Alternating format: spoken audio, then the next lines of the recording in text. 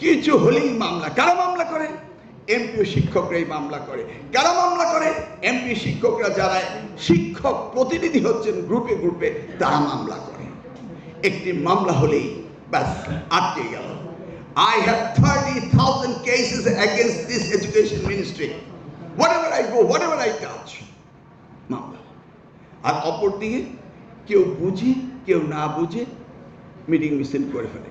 কালকে যেই জন্য রাত্রেবেলা মিছিল করলো, ওই চিঠিটার নিচের 2 নম্বর ক্লজে লেখা আছে, মাননীয় মন্ত্রী অনুসন্ধান করো তো তারপরে সিদ্ধান্ত দিবেন।